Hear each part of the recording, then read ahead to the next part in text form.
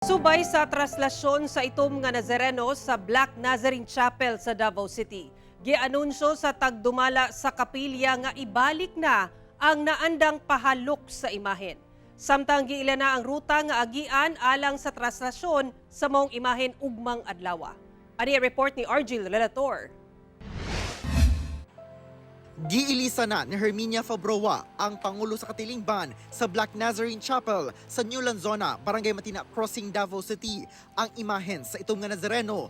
Usa ka adlaw una ang ika-15 nga pagsaulog sa araw sa itong nga Nazareno sa January 9. Alas 4 sa kadlawon adlaw Martes, ipahigayon ang traslasyon gikan sa Black Nazarene Chapel padulong sa Matina Pangi Road, tuyok padulong sa Matina Crossing, dayon subay sa MacArthur Highway ug pabalik na sa chapel.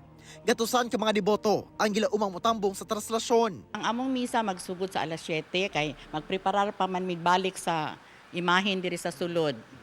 Unya dunay misa alas 7 sa buntag o dunay usay misa sa alas 6 sa gabi. Sa unang higayon human ang pandemya, ibalik na ang pahalok sa imahen sa itong mga Nazareno.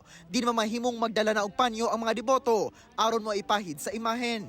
Kung pwede magdala sila water bottle kanang bahala nag mag-fill in lang sila kay usahay manggod init kaayo nya basig na mga kuyapan tungod sa kainit. Tuig 2011, diyang gi-install ang Black Nazarene Chapel, isip opisyal na kapilya sa parokya.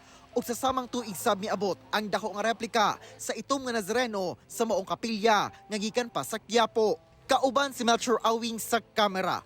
Ako si Argil Relator para sa One Mindanao.